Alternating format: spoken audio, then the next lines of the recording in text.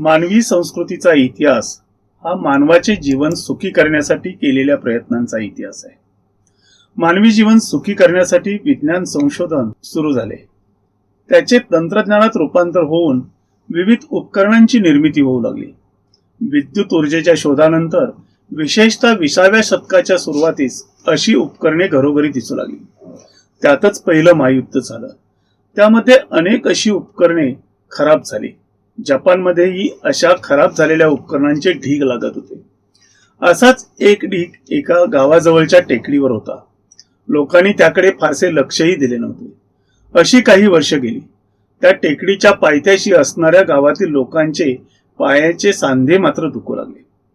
गावातील लोकांचे इटाई, आपण जसं वेदना झाल्यानंतर आई ग म्हणतो तसं म्हटल्याखेरीज पाऊलच पडेनासे झाले. यावर सखोल संशोधन झालं आणि त्या गावात पिकवल्या जाणाऱ्या तांदळात कॅडमियम असल्याचं निदर्शनाला आलं. हे कॅडमियम भातात कोठून आले याचा शोध घेताना संशोधकांचे टेकडीवरील वॉलयुक्त कचऱ्याच्या ढिगाकडे लक्ष गेले. इलेक्ट्रिक उपकरणांच्या मध्ये कॅडमियम होतं. ते पावसाच्या पाण्यात येऊन पुन्हा मातीत गेलं आणि मातीतून ते भातात आलं.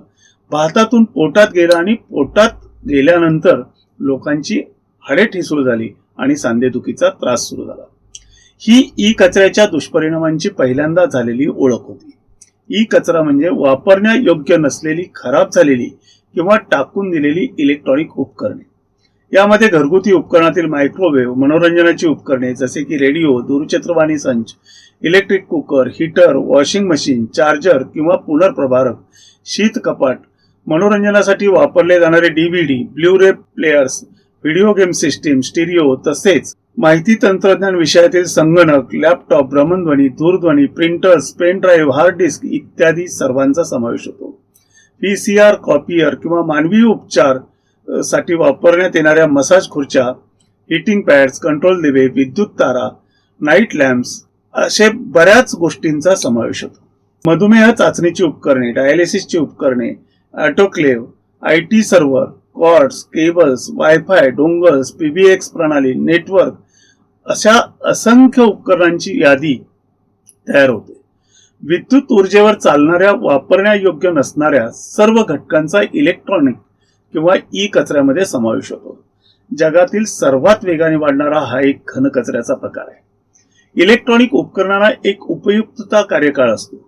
तो कार्यकाळ संपला किंवा ते उपकरण वापरण्यायोग्य राहिले नाही की ई कचरा बनते.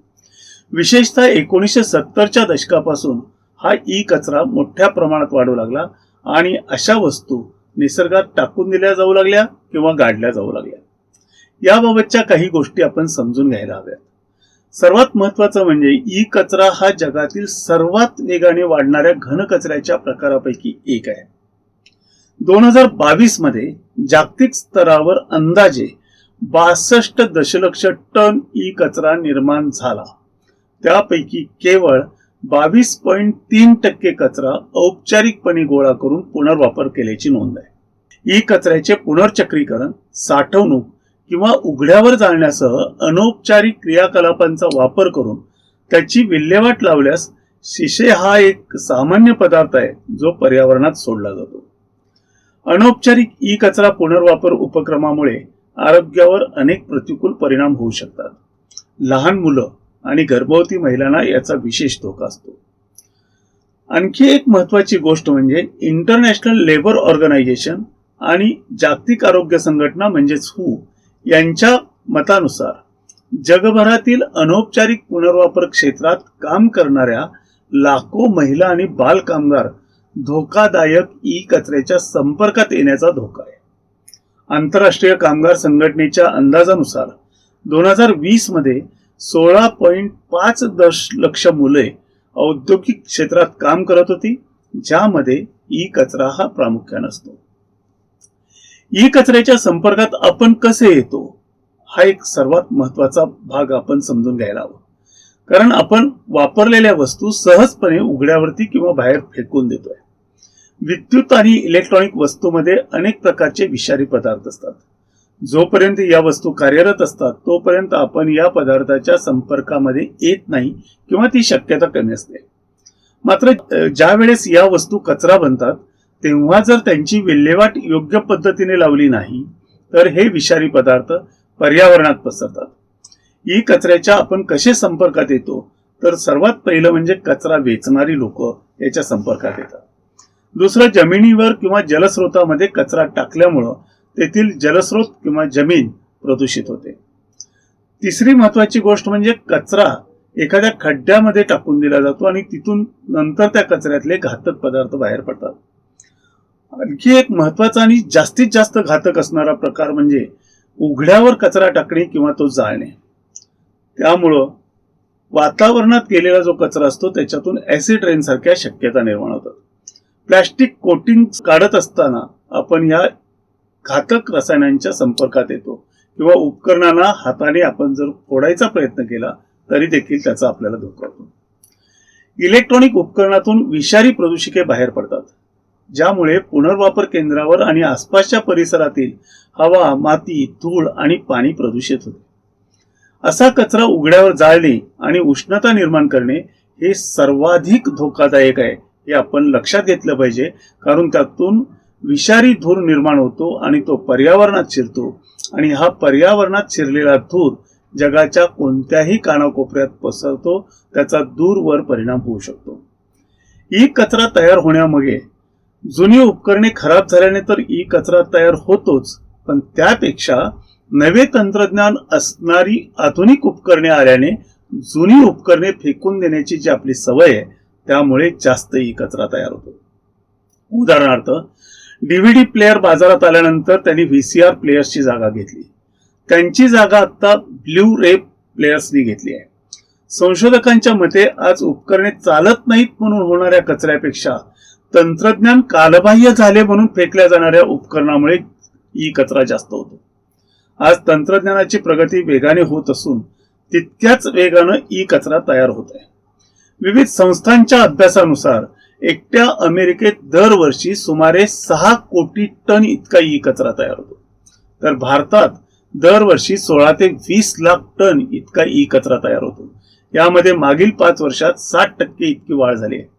ई कचऱ्याची समस्या दिवसेंदिवस गंभीर होत जाणार असून प्रतिदिन बदलणारं तंत्रज्ञान आणि लागणारी शोध यामुळं आजचं तंत्रज्ञान उद्या कालबाह्य होतं आणि त्यामुळंच हे चित्र आणखी भीषण बनतं. आज स्वयंचलित दिव्याच्या तंत्रज्ञानापासून आपण उठल्याबरोबर कॉफी बनवणाऱ्या तंत्रज्ञानाकडे पाहिलं की याची आपल्याला साक्ष पडते. दरवर्षी जानेवारीमध्ये अशा अनेक नव्या उपकरणांची घोषणा होत असते. हा ई कचरा मानव आणि निसर्गातील जीवसृष्टीसाठी खूपच घातक आहे. बहुतांश इलेक्ट्रॉनिक उपकरणामध्ये वापरण्यात आलेल्या मूलद्रव्यांपैकी अनेक घटक घातक आहेत, ज्यामुळे माती, पाणी आणि हवा प्रदूषित होते. सजीवांना गंभीर धोका निर्माण होतो. या उपकरणामध्ये शिसे, आर्सेनिक, पारा, कॅडमियम, क्रोमियम, बेरिलियम, लिथियम सारखी मूलद्रव्य, तसंच ब्रोमिनेटेड फ्लेम रिटार्डंट्स, पॉलिव्हिनाइल क्लोराइड सारखी संयुग असतात. त्यामुळे असा कचरा जमिनीवर राहणं खूपच घातक ठरतं. म्हणूनच अनेक ठिकाणी हा कचरा खड्ड्यामध्ये गाडला जातो. मात्र हे विषारी घटक तळाशी जमा होतात, गाडल्याने आणखी मोठा धोका निर्माण करतात. नुकतंच असं निदर्शनास आलं आहे की हे घातक अंश पुढे पाण्यात उतरतात आणि भूजल प्रदूषित करतात. या घटकांच्यामुळं कर्करोग, मज्जातंतूचे आणि मेंदूचे विकार तसेच श्वसन विकार तयार होतात. पावसाच्या पाण्यासोबत हे घटक कोणते पाणी प्रदूषित करू शकतात याचा अंदाज बांधता येत नाही. त्यामुळेच या घटकांचा नेमका परिणाम कसा होणार हेही लक्षात येत नाही. काही घटक ऑक्सिजन बरोबर संयुग बनवतात आणि हवेत पसरतात. त्याच्यातून श्वसनाचे विकार तयार होतात. या कचऱ्यामुळे जमिनीखालील आणि समुद्रातील जीवसृष्टी संकटात येत आहे हे मात्र निश्चित. अविकसित आणि विकसनशील देशामध्ये विकसित देश असा ई कचरा आणून टाकत असल्याने त्यांच्या समोरचे आव्हान आणखी गंभीर बनत आहे.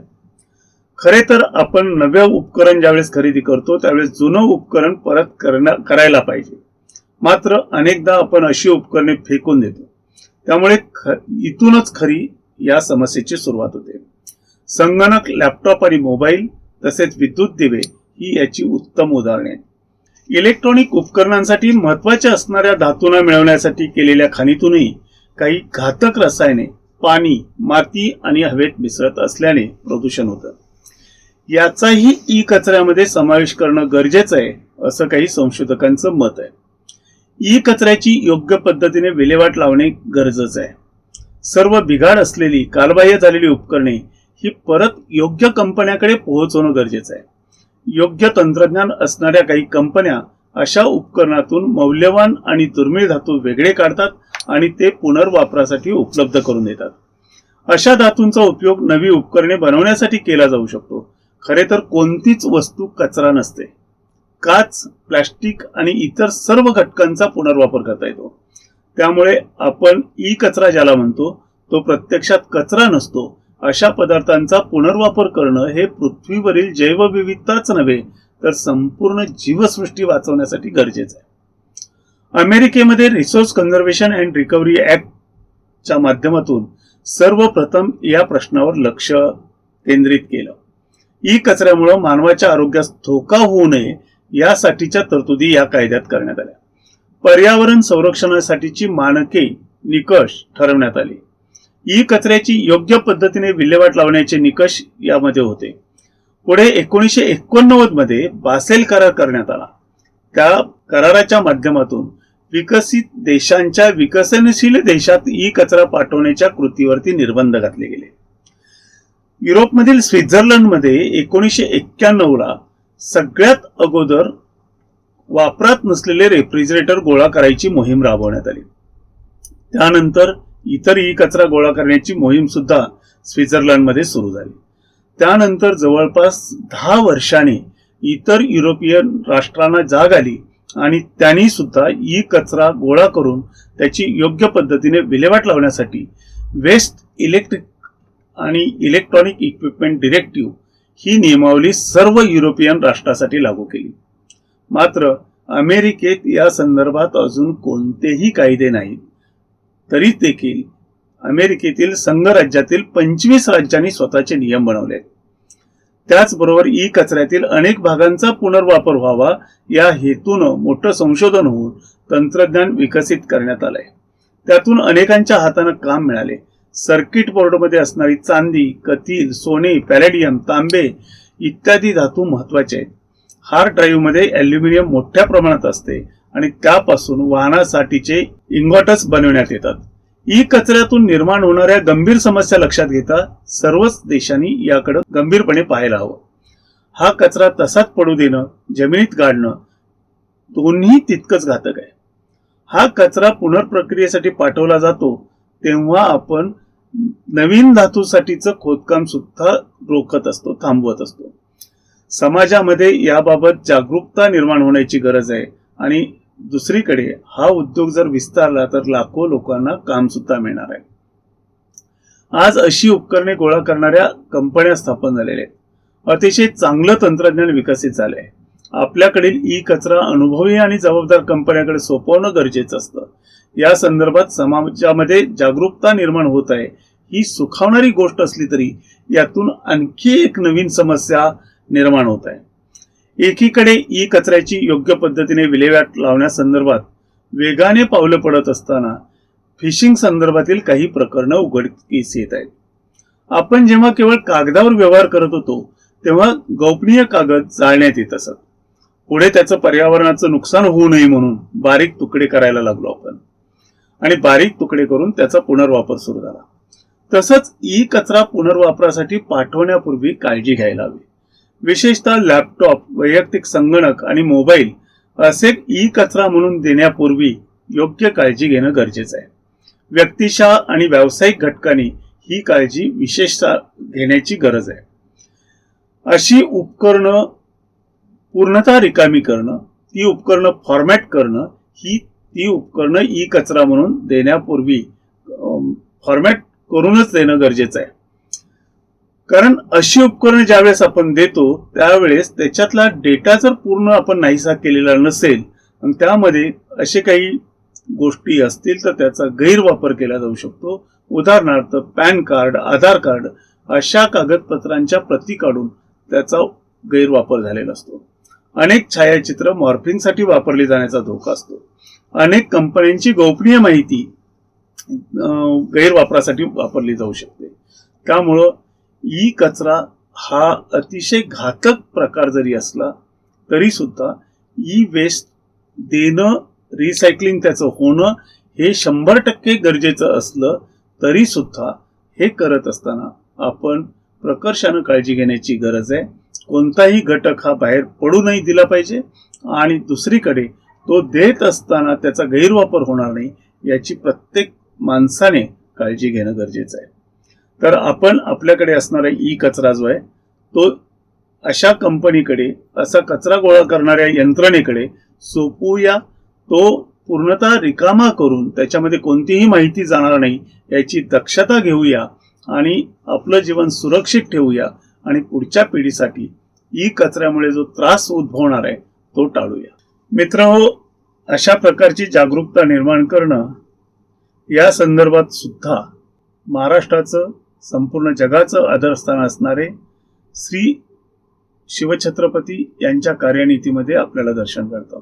ज्या ग्रंथातून हे दर्शन घडतं तो म्हणजे रामचंद्र पंत अमात्य यांनी लिहिलेली आज्ञापत्र.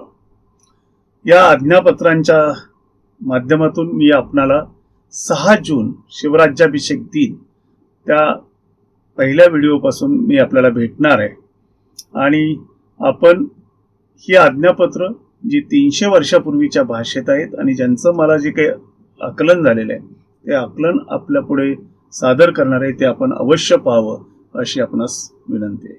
धन्यवाद.